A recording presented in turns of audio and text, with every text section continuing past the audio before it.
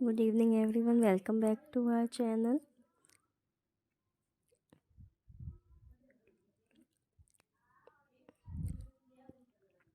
हम अपने सेशन को स्टार्ट करेंगे, कंटिन्यू करेंगे अपने थ्योरी क्वेश्चंस के साथ।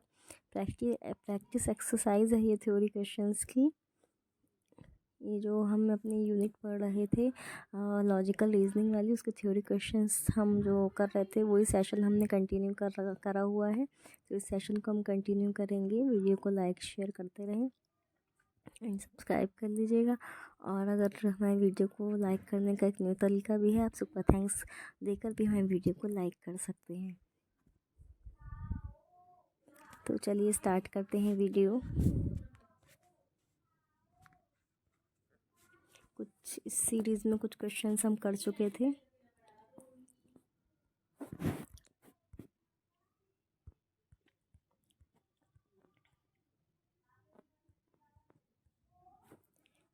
तो स्टार्ट करते हैं आज का session. Structure of a logical argument is based on. जो लॉजिकल आर्गुमेंट होता है उसका स्ट्रक्चर किस पे बेस्ड होता है? Option A formal validity, option B material truth, option C linguistic expressions and option D aptness of examples. तो जो स्ट्रक्चर ऑफ लॉजिकल आर्गुमेंट्स होती है वो टोटली जो होती है फॉर्मल वैलिडिटी पर बेस्ड ऑन होती है। Option A formal validity is the right answer for this question.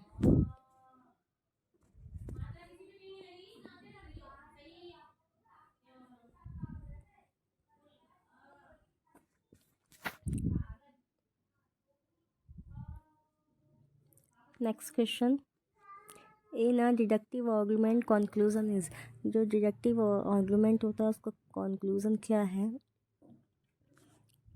Option A है summing up of the premises, option B not necessarily based on premises, option C entailed by the premises and option D additional to the premises.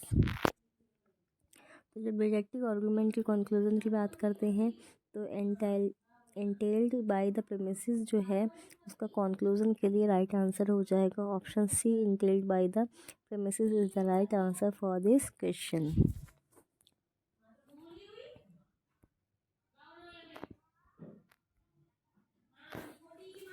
Next question is syllogistic reasoning is. Syllogistic reasoning क्या होती है?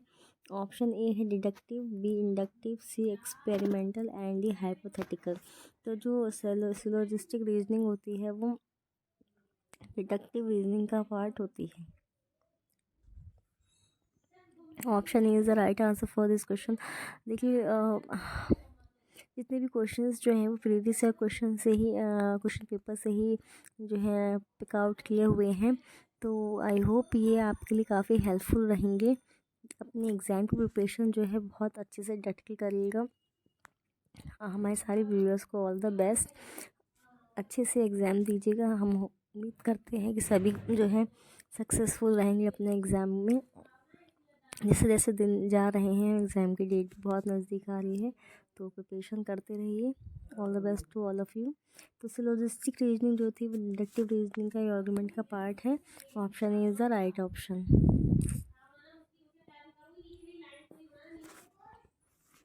सिलोजिम्स must have. Syllogisms क्या होना compulsory है?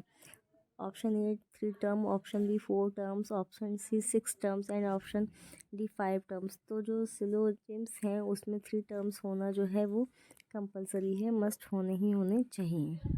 Option A is the right answer for this question.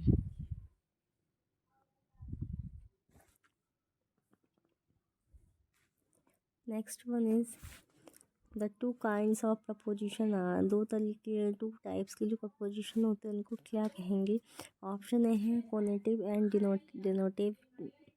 डेनोटेटिव, option B categorical and conditional, option C both and A and B, in option D none of the above. तो जो 2 kinds of preposition होते हैं उन्हें कैटेगरियल और conditional propositions कहते हैं। Option B is the right answer.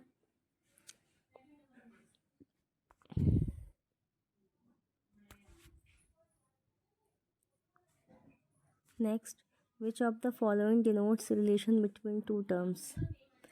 To terms के बीच के रिलेशन को क्या कहेंगे? A subject, B predicted, B C object और सी कॉपला। तो डी ऑप्शन जो है राइट है। दो जो टर्म्स हैं उनके बीच के रिलेशन को कॉपला से क्या करेंगे? ये नोट करेंगे।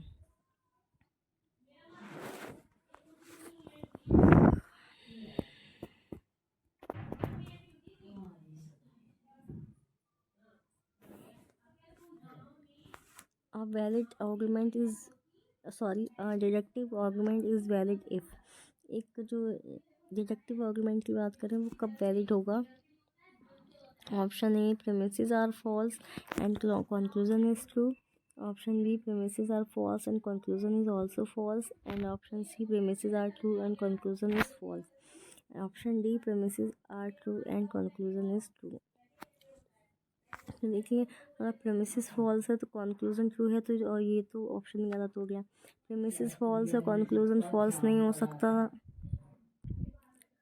तो प्रेमिसेस भी फॉल्स नहीं हो सकता, क्योंकि अगर प्रेमिसेस ही फॉल्स तो कंक्लूजन फॉल्स होगा।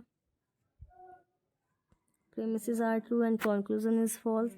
जो ऑप्शन नंबर डी है, जो premises are true and conclusion is true, तो यही वाला ऑप्शन जो डी वाला है वो करेक्ट हो जाएगा इस ऑप्शन के लिए।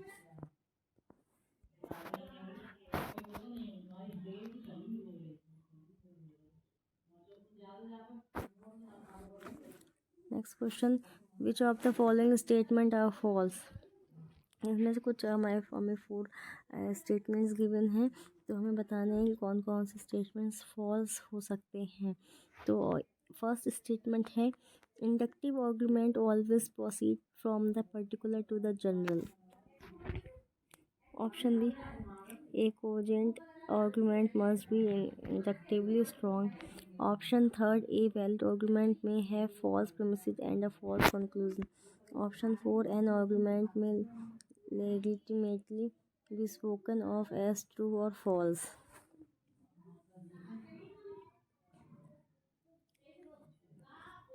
तो जो ऑप्शन नंबर सी है,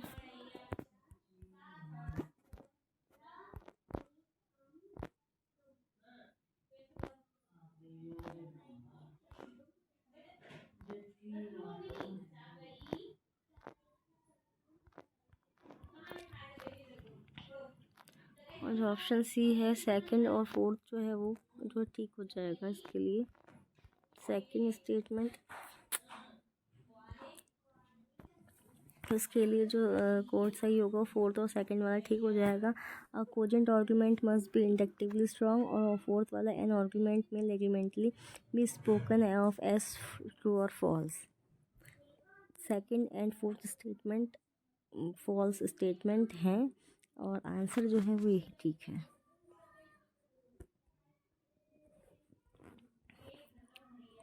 next is the sum total of the object to which the term can be applied it is its.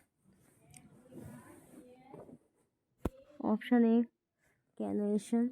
Option D, denotation. Option C, meaning. And option D, function. तो जो सम और total of object है उस term को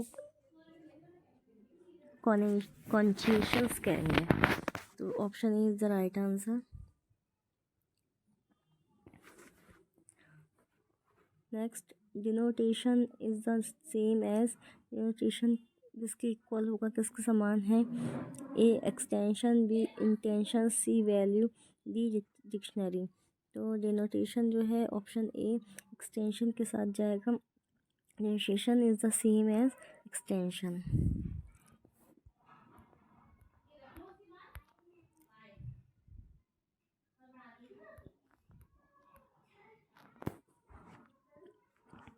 The function of suggestion quality processed by the object is known as. The function of suggesting qualities processed by the objects is known as A, evaluating, B, denoting, C, connoting, D, meaning.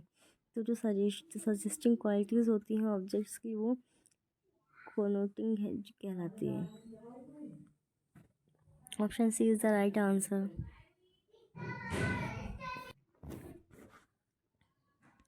Next question is connotation is the same as, connotation जो है किसके equal होगा, A intension के, B extension के, C value के और D meaning के।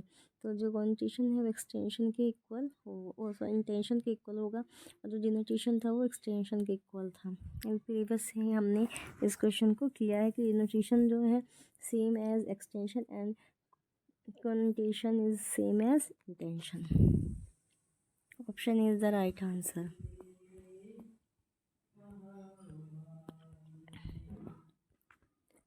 Next, in a categorical proposition, the predicate is either affirmative or denied of the subject. Option A unconditionally, option B conditionally, option C emotionally, and option D none of the above. Then, in a categorical proposition, the predictor is either affirmative or denied to of the subject is unconditionally. Option A is the right answer.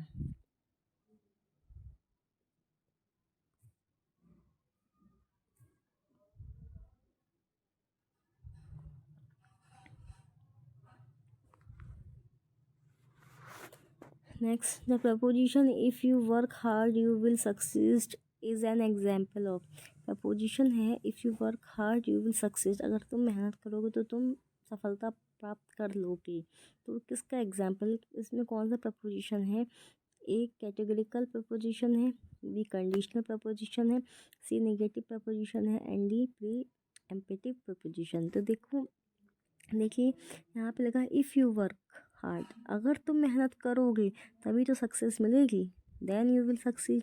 तो यहाँ पे एक क्या condition है, if you hard work, अगर hard work नहीं कर रहे हो तो आपको सक्सेस नहीं मिलेगी। तो ऑप्शन नंबर बी जो है conditional proposition is the right answer for this question.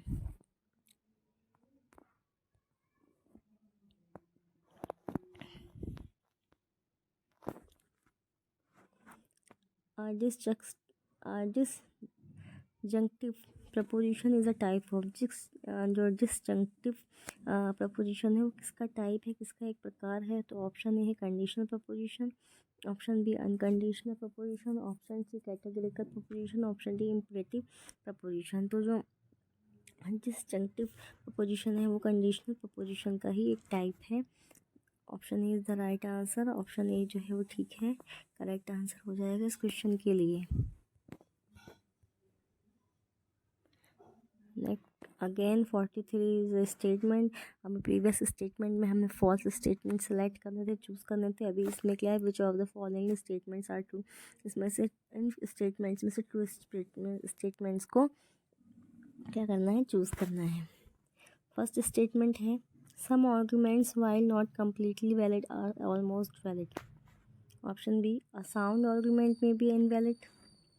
Option third a cogent argument may be have a probably false conclusion, and fourth a statement may be true or false। तो code बताना है कौन सा हमारा option जो है वो ठीक हो जाएगा। तो डी है जो थर्ड एंड फोर्थ, वो जो है वो ठीक हो जाएगा, third and fourth statement true हो जाएगा। A cogent argument may have a probably false conclusion and fourth is a statement may be true और फॉल्स, ये बोथ आर ट्रू स्टेटमेंट्स। देखिए हम अपने टाइम को बिल्कुल भी वेस्ट नहीं करना चाहते हैं, तो हम चाहते हैं कि इतने कम टाइम में जितने ज़्यादा से ज़्यादा क्वेश्चंस आपको कराए जा सकें उतना ही बेटर होगा। इसलिए हम बहुत जल्दी जल्दी आपके क्वेश्चंस को जो है सेशन को कराते हैं, स्टार्ट कराते हैं, और जल्दी जल्दी सारे क्वेश्चंस को चाहते हैं कि हम उसको जो है टच कर पाएँ सारे क्वेश्चंस को, और इसीलिए बहुत ही कम टाइम में हम चाह रहे हैं कि आपको ज़्यादा से ज़्यादा इन्फॉर्मेशन आपको दे पाएँ। तो आई होप ये चीज़ें आपको समझ आ रही होंगी और सेशन आपको अच्छा लग रहा हो तो वीडियो को लाइक शेयर ज़रूर करते रहें।